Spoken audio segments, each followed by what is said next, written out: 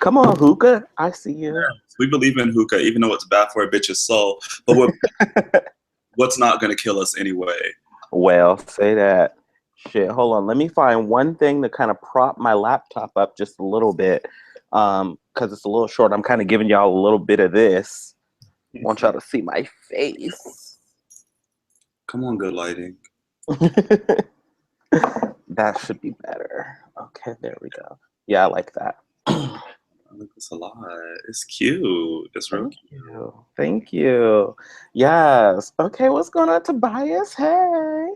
We're out here. What is going on? Like this week has been so crazy. Like, I mean, I've seen you giving some like teas, some little bit of reflections on Facebook Live, hmm anything together. So this is a little miraculous first time. So, what have your thoughts been on this crazy week of trauma and Black Death? Um, Actually, to be real, I've been trying to avoid it as much as possible. It's been overwhelming. I found out about Alton Sterling Mm-hmm. uh, really early in the morning. Like it was, I don't know, it was late at night, early in the morning. Mm-hmm. Um, and so here I am, trying to go off to sleep, and then I see the video pop up, and I'm like, nope, got to keep scrolling. I can't deal with it. And then immediately after that, Philando Castile was murdered, and it's just sensory overload. And then there's been other killings in between there. And it's just been overload, and I've been trying not to think about it and trying not to see and participate in kind of the critique and commentary because I feel like I'm on the verge of a breakdown. Like I feel like I'm just going to shut down. There's so much Black Death that I feel in danger. I feel paranoid that any and everything that I do is going to lead to me not being able to have a future. Mm-hmm. So that's where I am. Yeah, I feel like that's so real. And part of that is just like you. So I'm going to start off where you left off. Well, a part of that, with you going to be a paranoid part of it, I don't know if I feel paranoid per se. I hmm think that I feel like I've always felt, which is maybe a problem, that Mm, at any moment, any of us can be snatched up, killed, sacrificed, what really are modern day lynchings. In a way that's used more appropriate than Clarence Thomas meant, but really mm, modern day lynchings of Black folks without accountability, mm. with the state discarding our lives when it sees that we are no longer valuable to them alive. That Um, part. so it's just like when I see this type of shit, I used to get really sad. I feel like I still should be sad. And I don't want to say I'm numb to it, but I get it, hmm right? Like for me, like, okay, this is the way it is right now. Bitches are getting killed, bitches are dying, and now it's on video. Mm, So now there's just proof. I'm not crazy no more. Like obviously this shit is happening. But I think what makes me so upset is like, before this shit happened, before these brothers and sisters and folks was getting killed up and trans folks getting killed up, we would have everyone on Facebook or on Twitter or at their little rallies talking about no justice, no peace. hmm To quote Malcolm X, hmm people wanted to quote Asada Shakur. People wanted to quote all these like By black any means necessary. people, and yeah, by any means necessary. And hmm then this brother decided. He said, what did he quote? I don't know what the quote was. He was something like, "I'm tired of trying to prove my humanity." Before he went hmm up these police officers, and everyone was like, "Oh my God, we disavow violence, and this isn't a part of Black Lives Matter, and this is no violence is important." Like, what y'all talking about? So, like for me, that's what made me feel like, oh my God, all my feelings were fucked up because I was just like, Yeah. someone is actually doing all the chants that y'all been doing for 20, 30, we shall overcome years. Now everyone wants to disavow the brother. Y'all are hmm more quick to disavow some Negro that took liberation into his own hands, whether you agree with it or not, and call him not part of the movement and discard him, than you are to deal with these police officers that have been killing people for how many hundreds of years? Like Yep. 165 people have been killed by police this year. So like, what are we talking about? So that hurt me more. That put me in my place more than anything else to know that like there are actually quite few Black radical people out there. hmm And just because I disagree with you doesn't mean I need to discard you and say you're no longer a part of the movement. So that's for me was what got it. I was like, oh my God, these bitches are sometimey out here. Yes. And that's the part right there, sometimey. For me, um, I've been saying it for a long time. I'm waiting for the breakdown. of, you know, the organization, the institution that is America, the United States of America. I think that we're right there. I think that we're this close. Mm. And it's just, I don't know what the thing is that's going to push people over the edge to realize that, you know, people like the person who, the sniper in Dallas, people like them have already been at that level. They've already gotten there to the point where they, uh, because I know that that man knew he was not coming out of that alive. Yeah, you I do. know that man thought that. You know, Mhm. there's no way that, you know, and I hate when people jump to conclusions like, oh, this person, you know, must have been insane. He must have been, you know, beyond his mental capacity, so on and so forth. No, that man, I'm sure, was perfectly sane, perfectly, you know, able-bodied, and perfectly, you know, clear in what he was doing. But to get to a point where you can say, I understand that I'm not coming out of this alive, and I need to do what I have to do, Mhm. um, or what I feel I have to do, whatever it is, whether people think it's good, bad, or otherwise. You know, that's a point of that's a point of distress. That's a point of critical mass that people are just not at yet. And I'm trying to figure out what the event is that's going to get them there. I thought it was going to be Ayanna Stanley Jones when she was killed in her sleep. I thought Mhm. it would have been, you know, Trayvon Martin. I thought it would have been Tamir Rice. I thought it would have been, you know, all of these killings of Black children, or the abuses by police of Black children, like the young lady in Texas. What was her name? Right. At the pool party in the bikini. You Yeah. know, all of these incidents of police violence, of state sanctioned violence against Black and brown bodies, especially young Black and brown bodies, and there's nothing happening. You know, Beyonce just came out with you know, some tribute to the Dallas police officers, but what about the, you know, what about the two high profile killings of Black people who, you know, were unarmed, who were doing absolutely nothing? They deserve a tribute, not the police officers who blew that man up. Right, and even those that were armed, right? Like we always want to, the NRA and Republicans like to get involved with this, like, and some Democrats, all these major political parties like to talk about, oh, we have a Second Amendment right to bear arms. So the Mhm. conversation always breaks down over gun control, which I Yeah. like to call disarmament, and Black people getting Black bodies getting killed. We're always like somebody's political football, but it gets Yeah. to a point where Black people start saying, wait a minute, the Second Amendment applies to us too, bitch. Yes, it does. And so the NRA, when that child was killed, I think it was Philando that had the.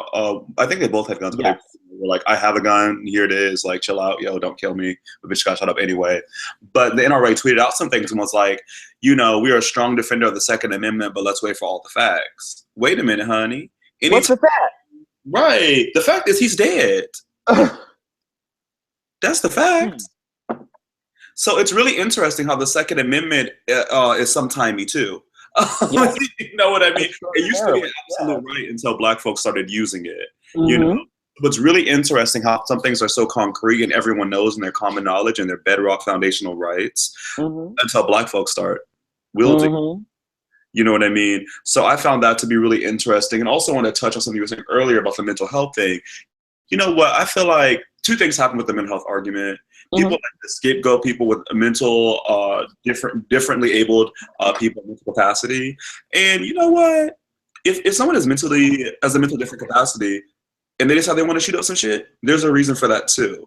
Like, people Mm. are not insane. And the fact of the matter is, if my mental capacity has been destabilized by anti-Blackness in society, Yes. I choose to engage in liberation and in the revolution is valid too. You know what I That's mean? Don't that's say so like, true. oh, they shot this place up because they were bipolar. No, it wasn't my bipolar that did that shit. That was your little white supremacy that took me there because I had no other options. Nobody just wants to get out here and get shot up by the police. Hmm. To be a sacrificial lamb. Well, homie's like, you're going to see my humanity or I'm going to take it with me to the grave. You know? Well, So it's just really interesting how people like to discard anyone that engages with violence because when yeah. the state does it, it's necessary. When an individual Mhm. does it, they're insane. So Yeah. it's like, what are y'all doing?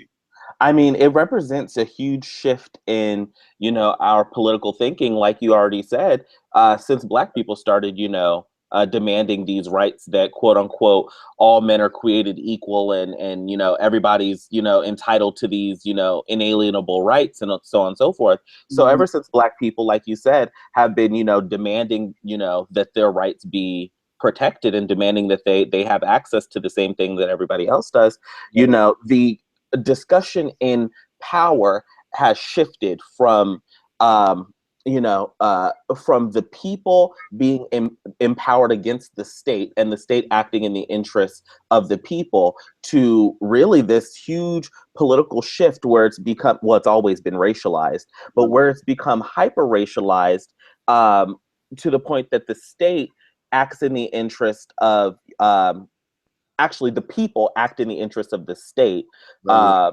and Black people are excluded from that. We're still waiting for the state to do right by us. Meanwhile, the state has already, you know, handpicked certain groups that it wants to defend, and those people are defending it. So it becomes a self-perpetuating loop of ultimately violence and disenfranchisement, where Black people are on the outside of the receiving end of, you know, access. Um, and it becomes very easy then to have these discussions where we're talking about, we need to get all the facts right, but there are no facts, like you said, beyond so and so is dead and so Right. and so was armed, but so and so had the right to be armed. Just like Right. Tamir Rice. Tamir Rice didn't deserve to die for having, you know, a toy gun. Tamir Rice was in an open carry state Right. and had Because the right to what is a carry. right? What is a right if you can get killed by exercising it? Well, You know what I mean? What the fuck is a right? You know what I mean? Like that's why the so-called freedom of speech, like you cannot be shot for saying some shit that nobody mhm, likes, you know, mhm, unless it's so-called fighting words. You're not even allowed to be shot for that either. You can just maybe take your ass to jail, which is impossible to prove. But that's a legalese. That's well, not the point. But also, it's just like interesting. You talked about kind of like the way people are working in the interest of the state now, mhm, and I think that is so.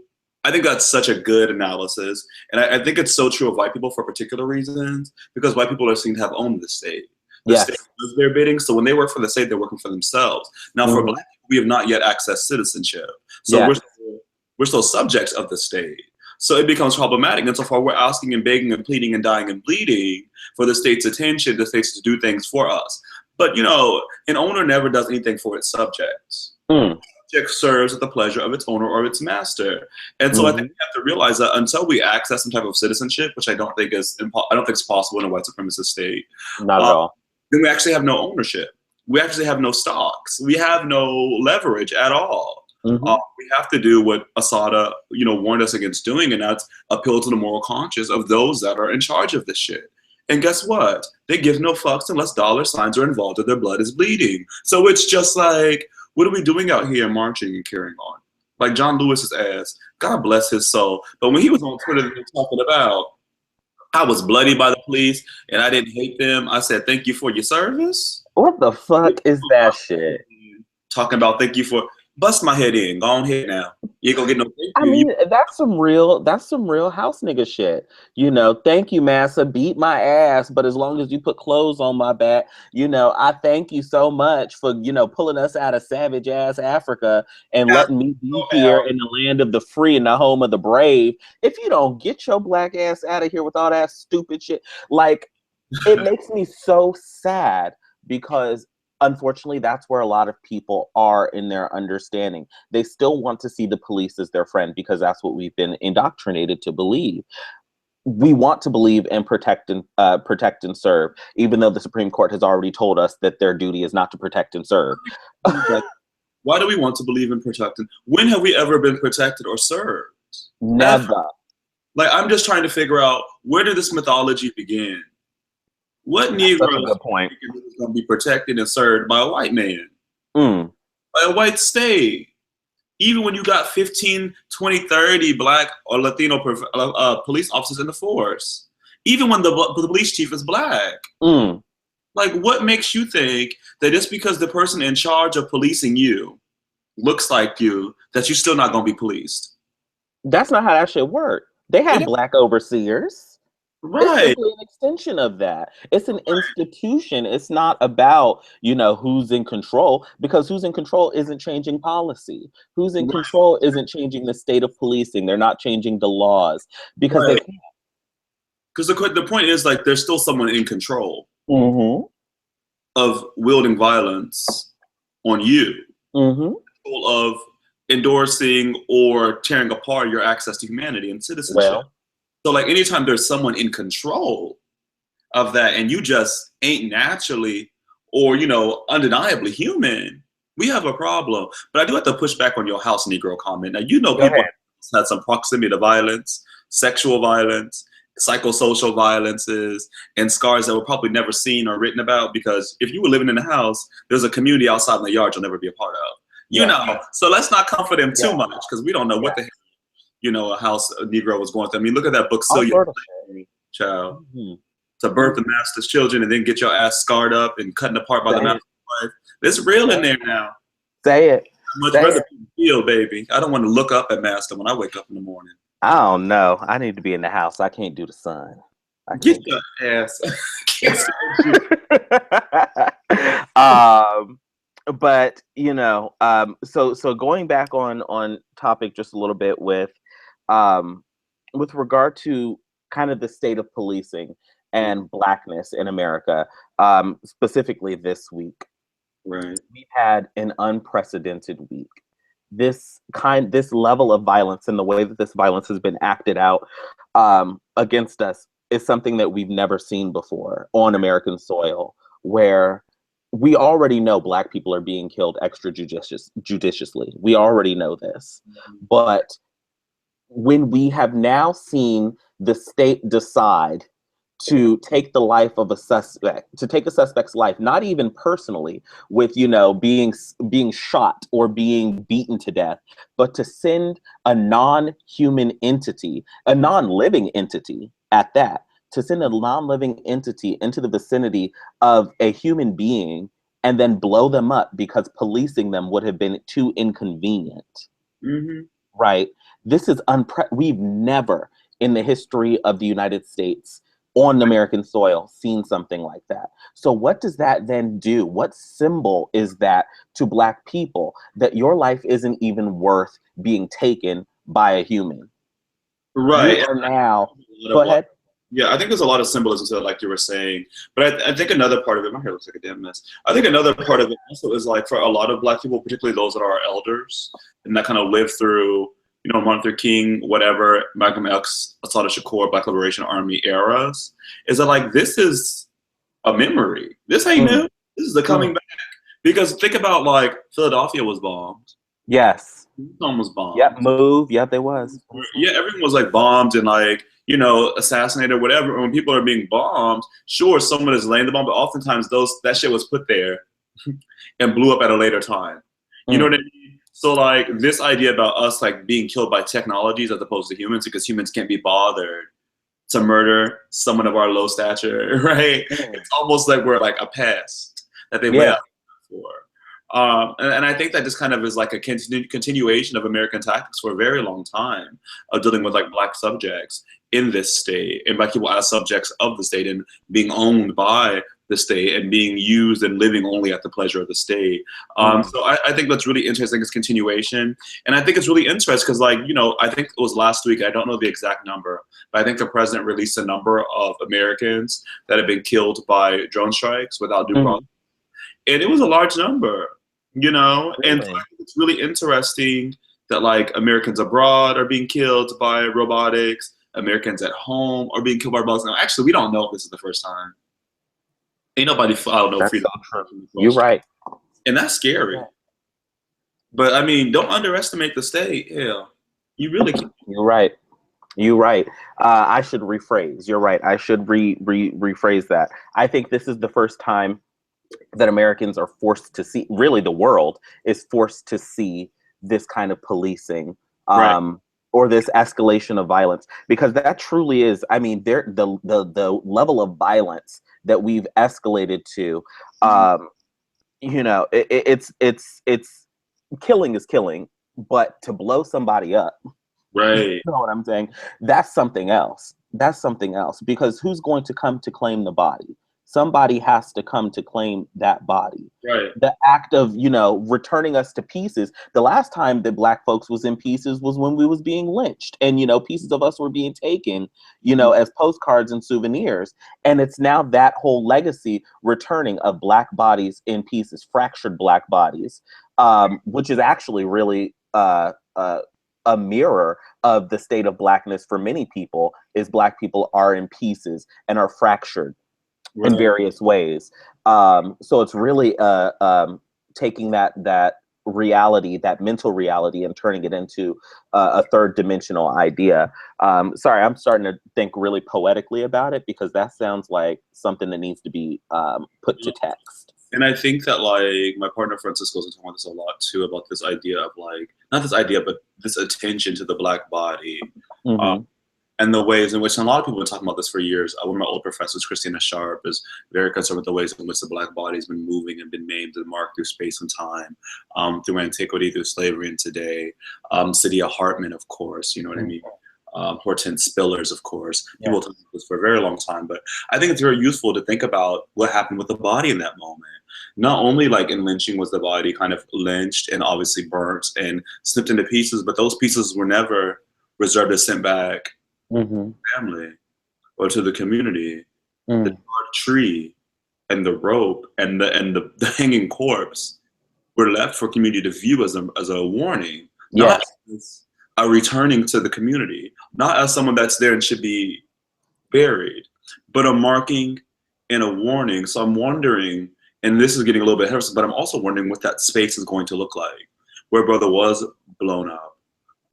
Does that continue to look like a marking for us, a warning that if you do step out of line, if you Mm-hmm. resist the state, or if you engage in murder, which is a very American thing, which is actually a very human thing, we're not going to give you no trial. Mm-hmm. We're going to blow you up. We're not going to shoot you. We're not going to take out your kneecaps. We're going to blow you up. We don't want to talk anymore. Because the fact of the matter is, I was looking at the transcript, they were in the middle of a negotiation. They sure was. They No, sure was. that moment, they're in the middle of negotiation. They outside, and they sent a little robot in there with the bomb on it. And you gonna tell me that you couldn't give this child their due process? Dylan Roof blew up a damn church. Y'all took him out to Burger King. What are we Yes, they talking did. about? He Yes, killed they did. people. 9 unarmed civilians in a church house. They don't care.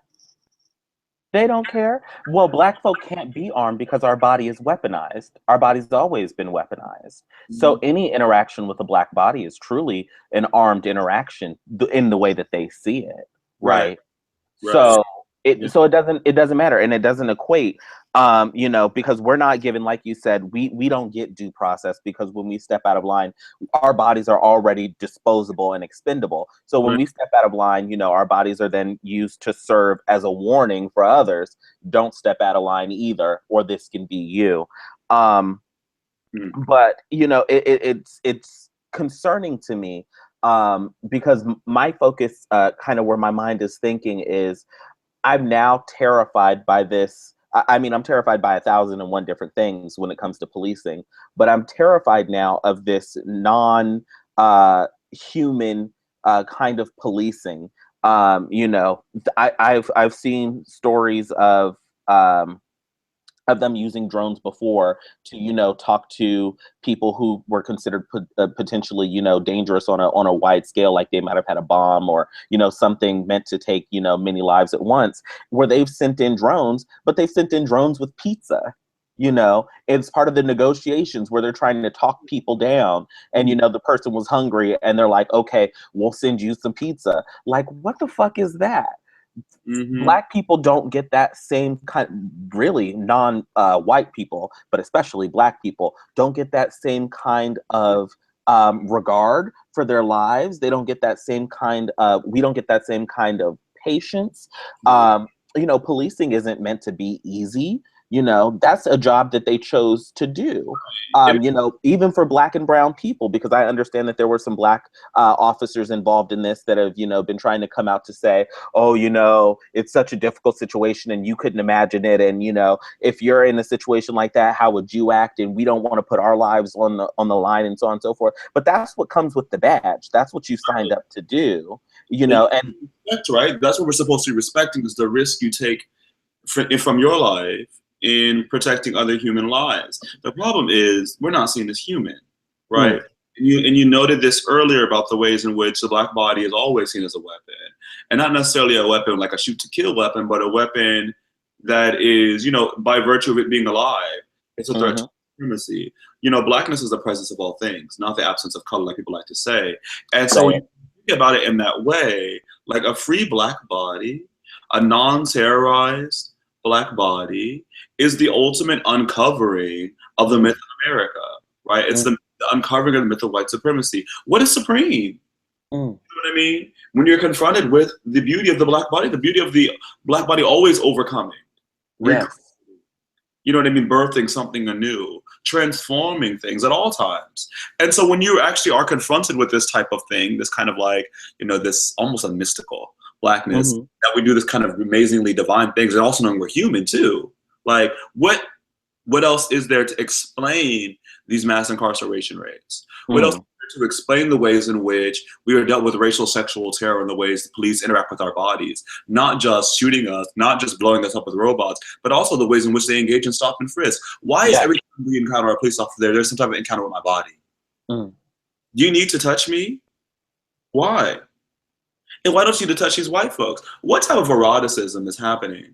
mm, Get into contact with the black body? Why is yes. the adrenaline up when you get in contact or see a black body? And why, when you see a black body, do you need to be in contact, honey? Mm, What is going on here? What is within your spirit that is so attracted to my flesh? mm, To have you both eroticized and afraid. You know what I mean? Have you met, yes. like, what is going on here? I just Say it. I just want to know, because if anyone's getting paid for these encounters, it shouldn't be the one with the badge. It should be Mm. like me, was just trying to mind my business. Because I had Well, time, some sleep, and a little bit of my flyness. Something is going on here. What? You're getting a now, look, see, what you not gonna do is you not gonna make these connections and to get my mind to racing. yeah, Because like, how do you get a pension? A pension to be in my face. because that's how policing works, my dear. That's how policing works in a Puritan society, or a post-Puritan society where where sexual repression is real, where, we are, quite honestly, we've always been obsessed with grotesqueries, which is why we gravitated, toward the mutilate, or not we, but why white Americans gravitated toward, mutilated black bodies as souvenirs and as as things to take and things to reflect on and gather as a community, Yeah. because they're obsessed to a sexual level, this repressed sexuality, and then this obsession with the grotesque. They're all the same. So when you combine that with masculinity is such a wonderful thing to discuss. When you combine that with masculinity, I think we start to get some of our, I think it starts to be a little more clear. Mhm. Um, because the state of masculinity in the United States, which is very, very different from other Western countries, the state of masculinity is one of inferiority. There is a constant sense of inferiority and being on the and waiting for the other shoe to drop, as if they expect something bad to happen to them, Right. which I think comes from the industrial age and our us shifting away from um, more what's the word that I'm looking for, our shift from a more what's the word? The word patron keeps coming to my mind. But this responsibility of men providing and protecting their families, to Okay. men's masculinity being judged based on what they're able to produce, right? So that shift, in conjunction with this sexual oppression and this obsessed with the grotesque, really starts to make sense when you see policing, because that's where it truly, other than outside of law, or outside of the body of law, that's where we truly get to see how fucked up the American male it truly is. Right. We are really starting to see it. Well, not starting. We are really seeing it manifest itself by the fact that a black person sitting in a car can be seen as enough of a threat for you to unload, at least 4 shots. I couldn't watch the video, but I heard it was multiple shots, multiple shots into his body. By the fact that we can say that, Mike Brown was this hulking, inhuman monster, even though he and Darren, whatever his face, was the same height. They were both 6'4" or something like that, right? So the fact that we can demonize Black bodies and turn our fear into this obsession where we're then obsessed with kind of the mess we made. I keep saying we because it's really an American problem, but I'm really talking about white American males, where they can stand over kind of the mess that they've made, quote unquote, with this sick fascination and fear and attraction that they have. It's really disturbing.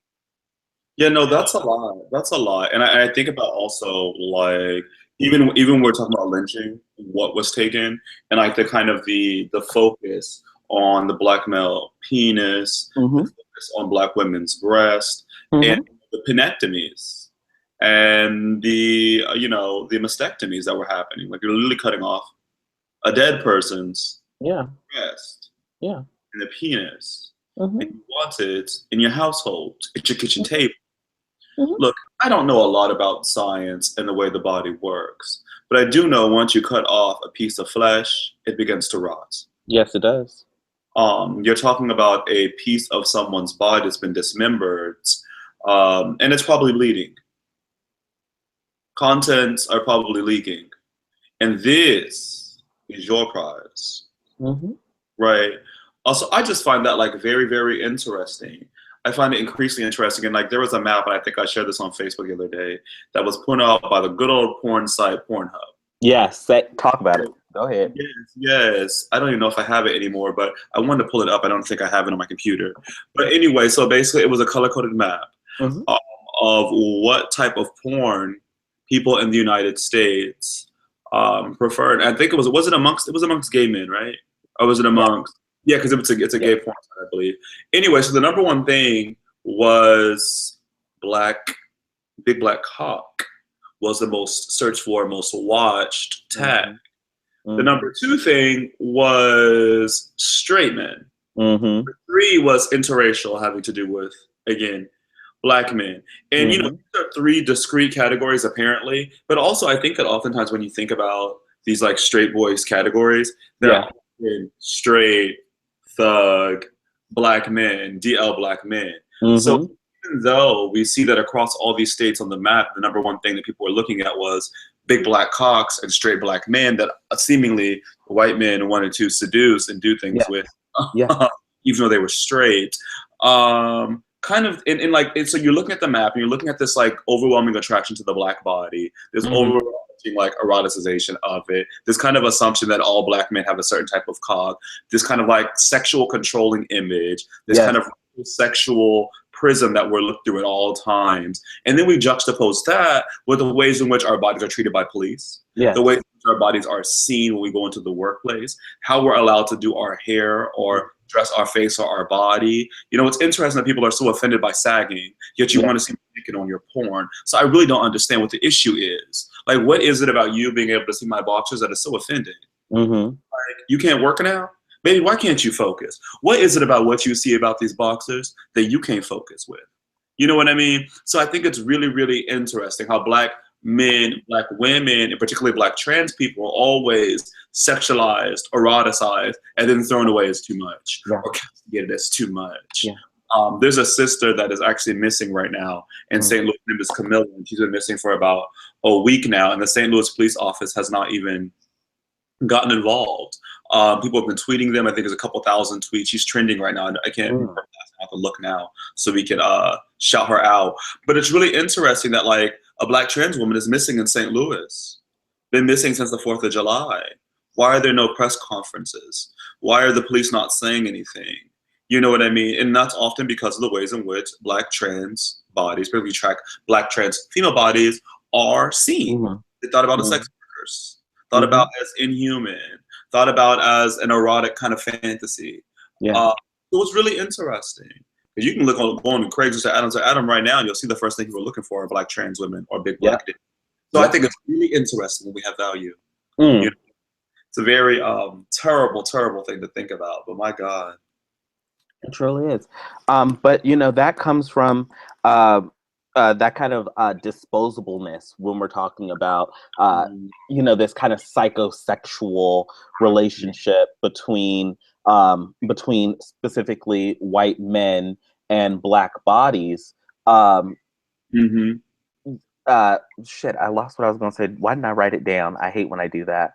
Um, Oh, the disposable nature of it. Really, once again, stems from that inferiority.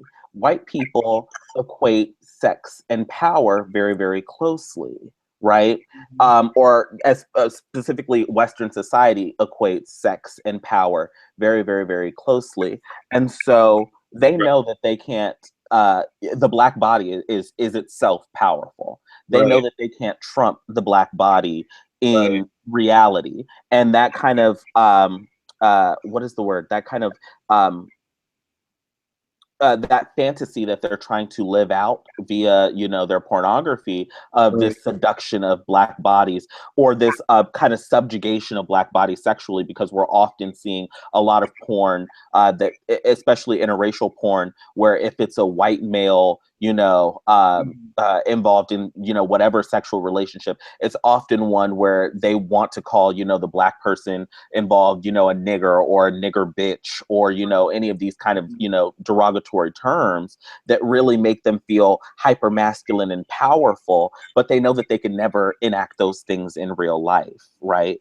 So Yes. it's one way to live out that fantasy of power and domination of the black body that they don't get to live out normally, or at least they don't see it as them being able to live out, because they're always living in a state of dominating black bodies economically, socially, that kind of thing.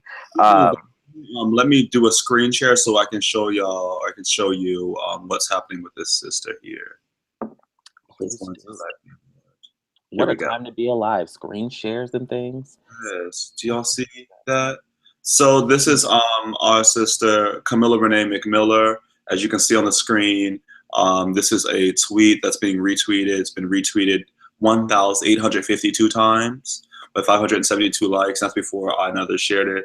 And she's been listening for about a week, as y'all can see on here.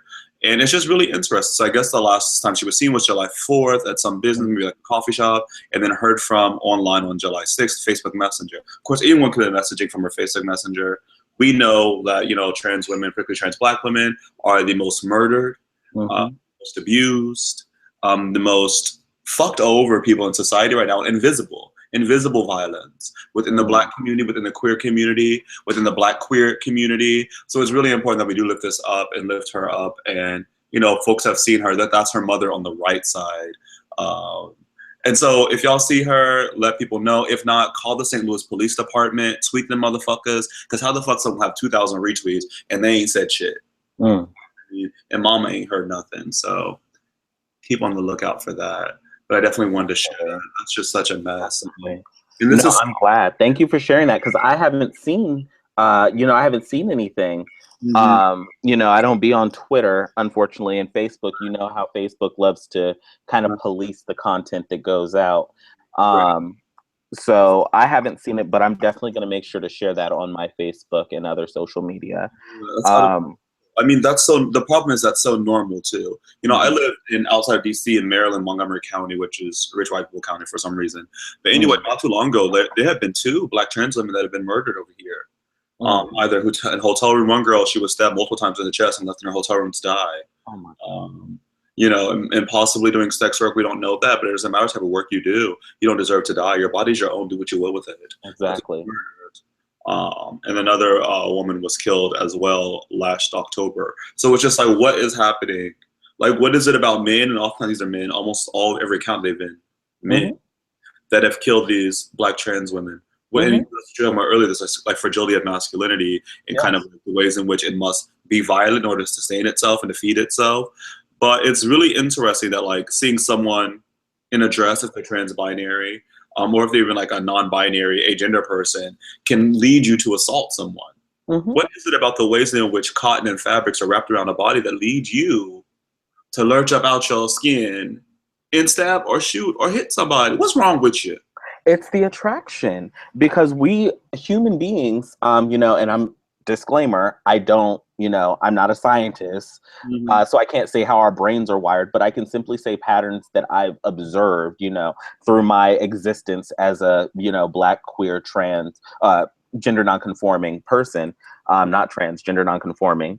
Um, we are attracted to performance. We're not attracted to, the Ghibli bits and other things like that in general because we don't see those. That's Right. not the first thing that we see. We see things that code as things we're attracted to, right? So when they see, just like yesterday, I went to the beach yesterday and I was wearing this gorgeous summer dress with, Yes. it's a midi dress, so it came just above the knee, and it had this black crochet. So, I was serving a little bit of chest, and it was very, slim and fit and flare. And it was very, very cute, very floral, gorgeous dress. And, I had my shenane on. I was serving you poetic justice. I was giving you full, braid with the, high ponytail. It was very, very cute. And so I was coding for a lot of people as something that they would be, enticed by. But then they see, my beard and, my hairy legs and so on and so forth. And those things code to them as male. And so Right. there's confusion. They're getting mixed signals. And their frustration and anger really comes from them being able to process those feelings because they're not there. They don't get it. We're not socialized to understand the complexity of attraction and that there are more things than male and female, right? So that frustration, especially for male people, male-bodied, generally male-bodied cis hetero people, Right. men, that frustration comes from that lack of understanding of what it is that they're feeling, right? Mhm. Yeah, there's a lot going on there. I always find it so interesting the ways in which, and I mean, you've spoken about this for yourself a little bit, the ways in which people will try to read your body. For me, Mm-hmm. it's really interesting working in the law, being in law school and doing some academic shit, but also being in community a lot, off and on or whatever. And so yesterday I went to a little pool party with some folks from work, some Black Mm-hmm. lawyers and Black investigators. And you know me, so I was actually wearing this little tank top and my little short, little mini like swimming trunks that are like bright pink and Yeah. and of course, I love these sunglasses. So I come up in this bitch with my little. Come through, bitch. Yeah. They just, they just don't know what they're like. Wait, that's a man, but like that hair, it's curly and long, and they're twerking on the side of the pool. So like, what do we? But they're a lawyer, so how do we? You know what I Mm-hmm. mean? And so it's really interesting. Like the boxes people will try to put you in, and you can literally see it on their faces. Like their Yes. face is so screwed up. They're so confused. Yes. I used to get mad. I used to feel so violated, and I have the privilege not to be mad and violated now because people aren't coming to my body like they're coming for trans women's bodies Mm-hmm. and men's bodies. So, but now I look at their face and I just feel pity. I'm like, bitch, something's wrong with you. Like, why your face so scrunched up? Like, why can't you sit in front of you and just appreciate the beauty that you're like being presented with? Like, you know what I mean? Because Yeah. I'm just like, so disturbed. And Mm-hmm. we're all laying here in the sun, having like margaritas, and your face is disturbed. Mm-hmm. Mm-hmm. Because it's uncomfortable. They're uncomfortable with how they're feeling. They're uncomfortable with the fact that as a male-bodied person, you're serving something that they're attracted to, right? Right. But they can't enact because the state of male and female attraction and kind of how how they pursue is really quite a predatory state. They Right. can't prey on another male-bodied person or a male-bodied person who looks as if they won't be preyed upon. Does that make sense? That makes total sense, but I think it's also interesting when you flip this into gay and or less so queer culture. Okay, so I went with like a couple of our little Black homies or whatever that are lawyers, and some of them, like two of them, happen to be Black gay men, and I hadn't met them yet. Mm-hmm. So I also find it really interesting the ways in which Black gay men interact with Talk about it. right? Because they'll be like so attracted to you, but they don't know if they can approach you because of the ways in which you move through the world. And then Mm-hmm. to see the motherfuckers like consuming you and eating Mm-hmm. their eyes. But there's such an insecurity in there about protecting their manhood, Yes. their access to power, and also their access to power that empowers them not to be not to be preyed upon.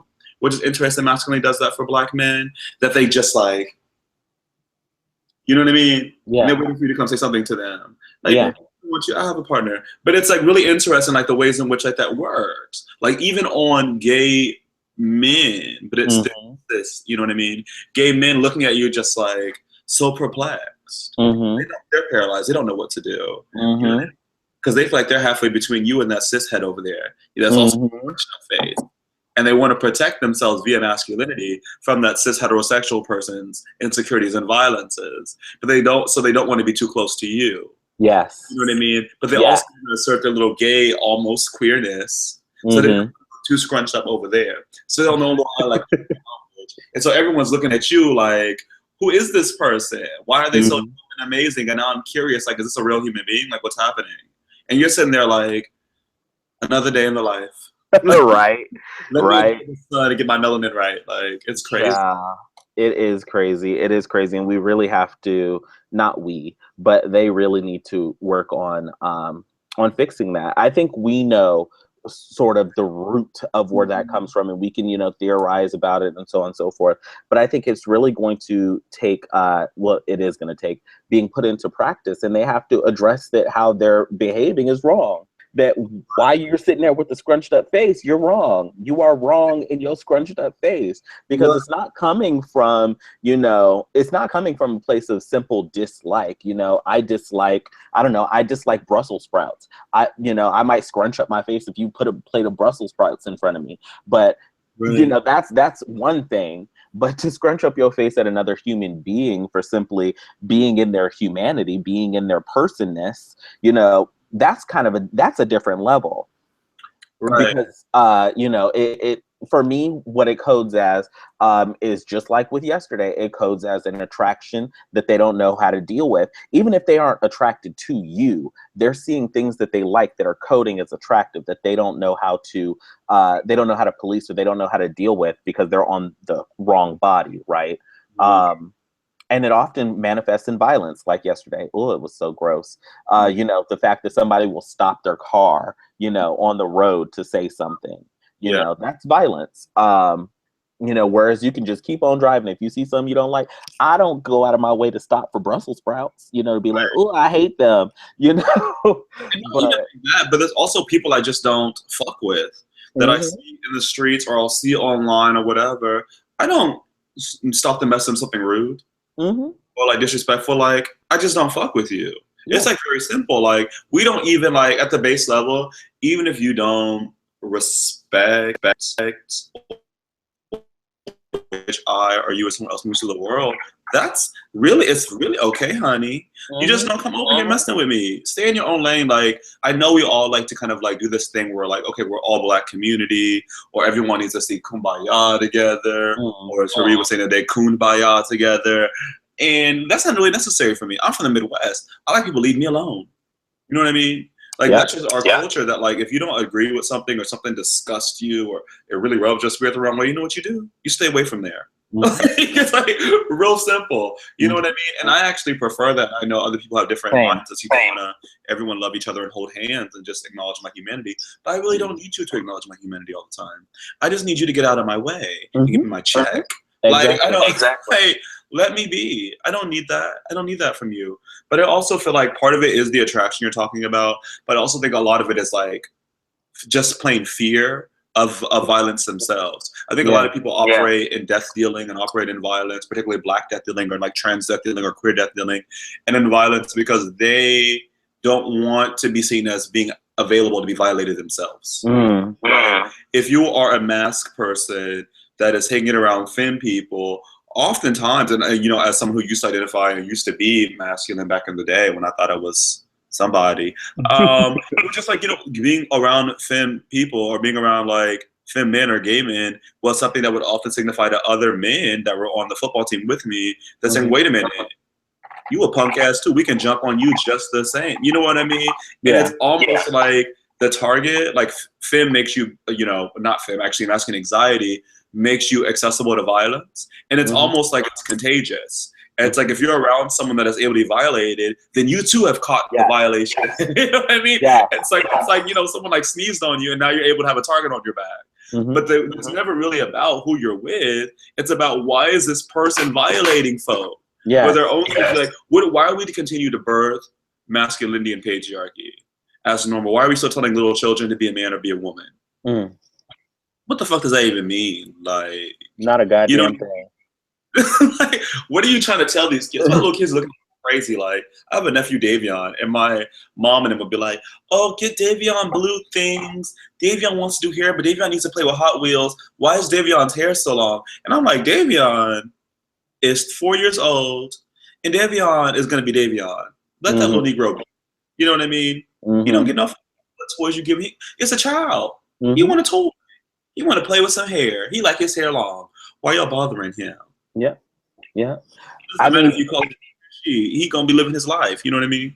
It's exactly what you said. It's that fear, right? And I think for Black people, it's more complex because the fear of literally standing out, or being seen as something that can stand out, is you are now, waving that target on your back to get killed. You know what I mean? There's so much in. I think a lot of the older generation. I think that there's levels of shifting going on. But definitely the pre-millennial generations, like there was a fear of, being seen. You don't want to stand out. There's the old adage that, we have to work twice as hard to get half as far.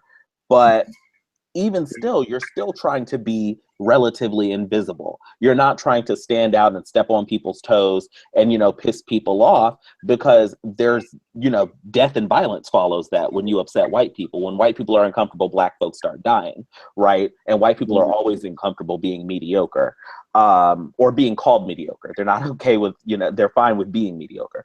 So for Black people who, are just trying to, protect in the day-to-day, so one can understand why, be a man, be a woman, whatever that means. Really, it means, act within the bounds of society and don't stand out too much, right? So we can understand that. But, it's so damaging for people. Bye. It's so damaging for people when, didn't even see me. That's okay. It's so damaging for, huh? I should ask them to refill my coffee. Shit. Right? I need me some more lemonade. I'm half of mine to be like, Andrew. It's not a mug of lemonade. I'm so upset. It is a mug of lemonade. I have no clean dishes right now. I have been completely anti-clean my house. So I have a sink full of dishes that will be cleaned one day. One day. We'll get there. One day I can't wait to free dishes again. Shit.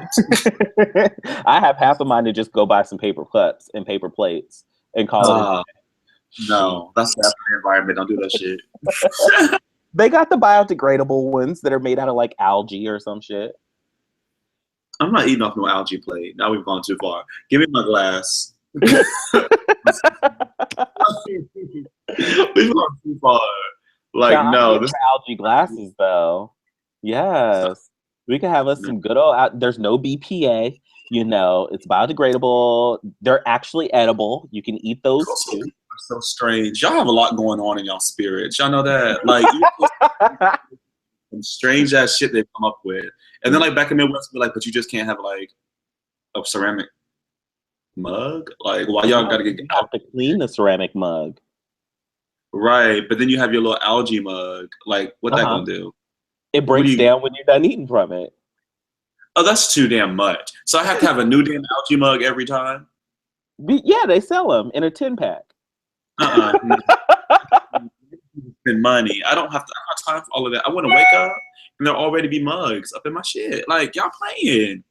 I mean, I have mugs, as you can see. I own them, but this is desperation. I never drink out of a mug.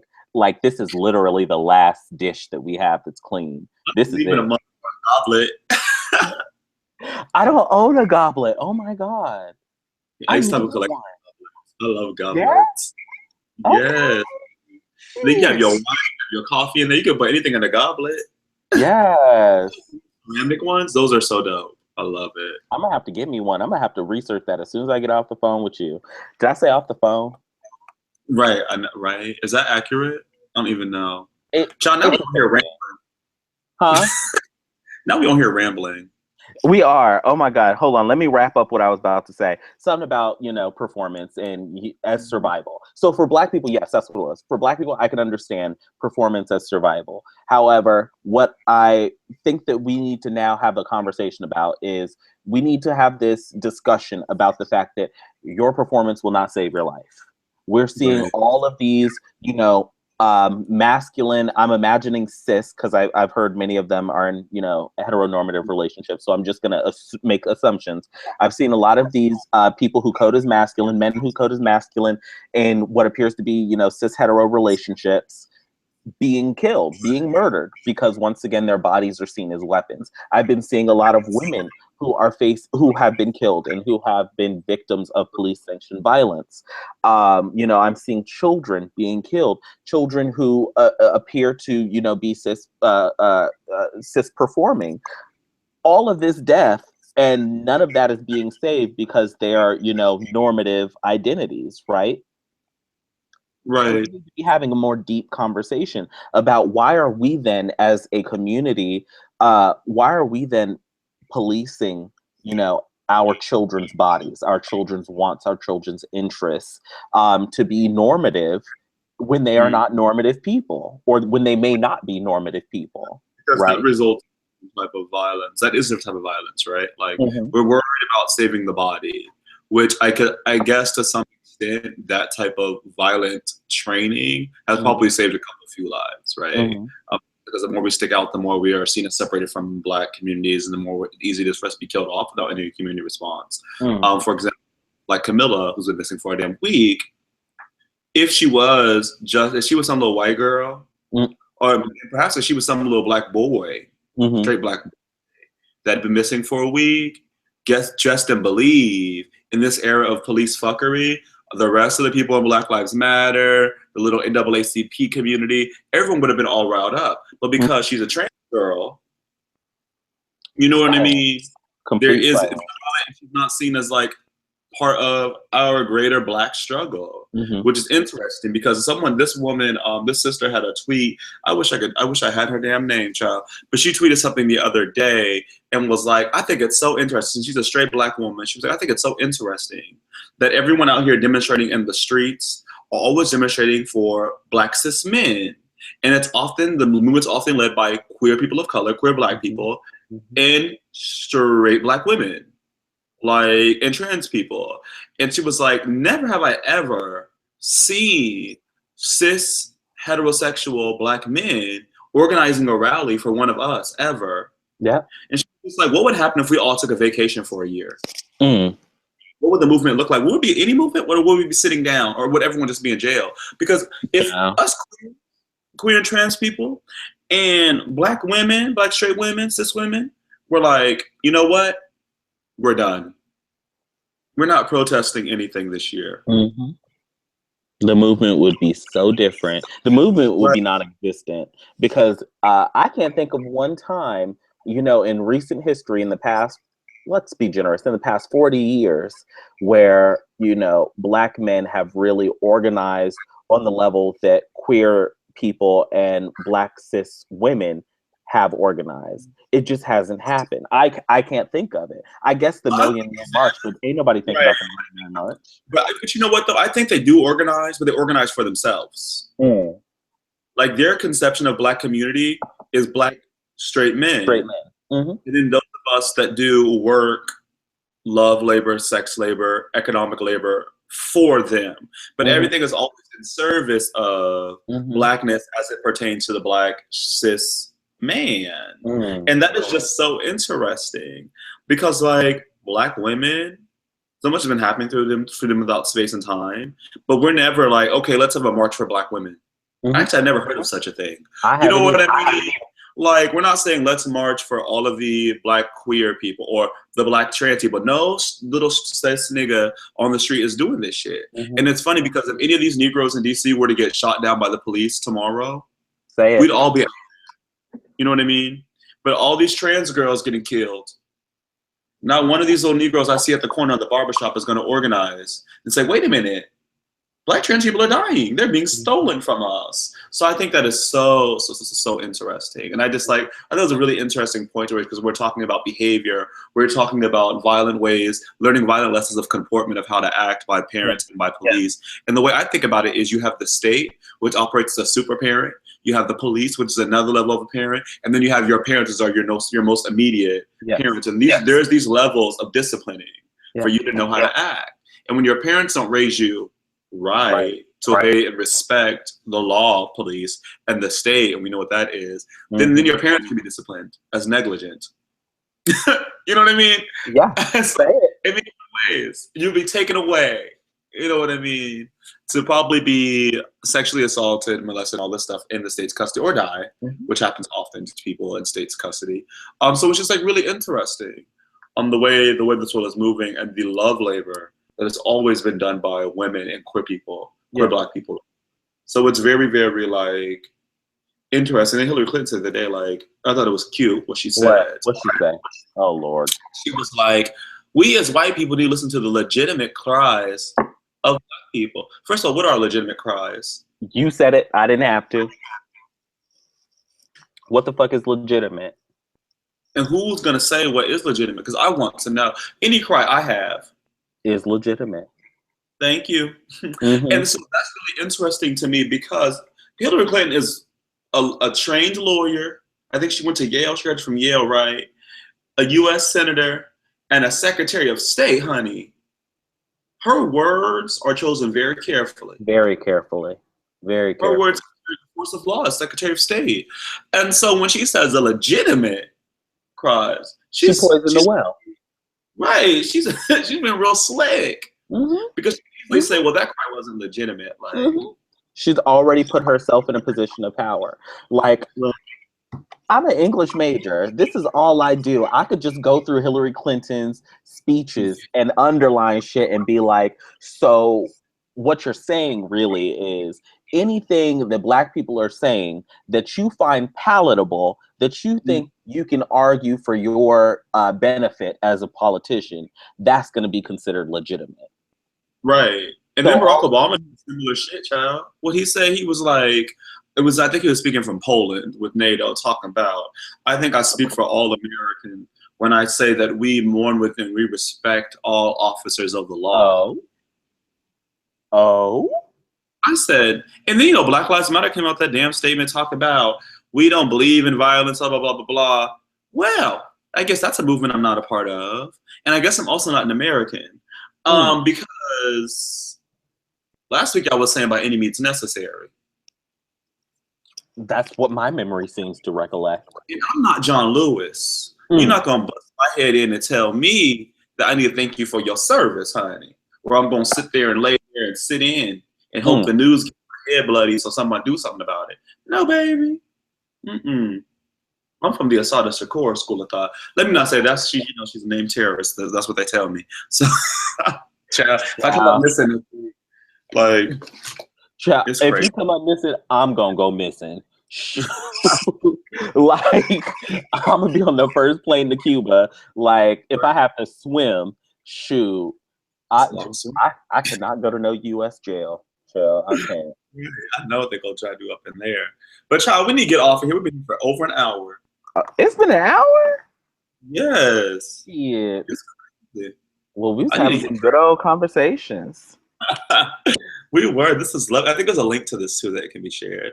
But I'm gonna get off here. I will send it to you. Okay. Please do. We'll have to do this again. Let's do a topic a week. We'll do a topic. Yes, that sounds cute. I like that. We can come up with a cute little name and stuff, and that'll be everything. Right. Okay. I'll talk to you later. Bye. Bye.